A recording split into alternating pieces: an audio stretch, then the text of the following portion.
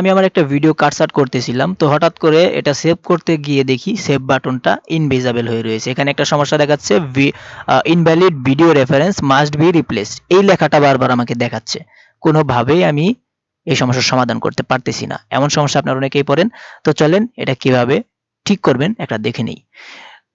তো এখানে প্রথমে আপনাকে যে কাজটা করতে হবে, এই ভিডিওর সাইড বারে টুলস থেকে আপনাকে ডিটেলসে যেতে হবে।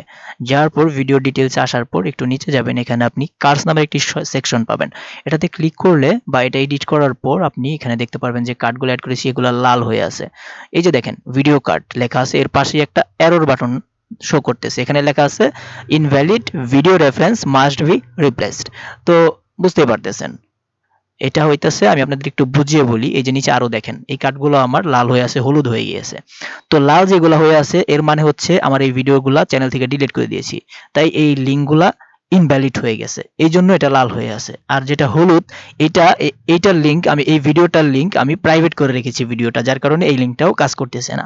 এর কারণে এখানে লেখা হচ্ছে ইনভ্যালিড ভিডিও এবং হচ্ছে প্রাইভেট করা, এটা আপনাকে বলে দিচ্ছে। তো এই সমস্যার সমাধানের জন্য আমার এই প্রত্যেকটা ভিডিও ডিলিট করতে হবে, অর্থাৎ এই কার্ডগুলা ডিলিট করতে হবে। এই উপরে আরো একটা আছে আপনারা দেখতে পাচ্ছেন, তো এটাও আমাকে ডিলিট করতে হবে। তারপর গিয়ে আপনার ওই বাটনটা ভিজিবল হবে, এটা আমি ডিলিট করে দিচ্ছি। এবার দেখেন সেভ বাটনটা কিন্তু ভিজিবল হয়ে গেছে। এবার আমরা চাইলে এগুলা সেভ করতে পারবো। তো আমরা সেভ করে দিলাম। সেভ করে দেওয়ার পর এটা আমি তো ভিডিওটায় কাটটা ডিলিট করে সেভ করলাম, ঠিক আছে। এখন আমি আমার মূল কাজটা করব, ভিডিওটা একটু কাট করার কথা ছিল, সেটা আমি এখন করে দেখাবো।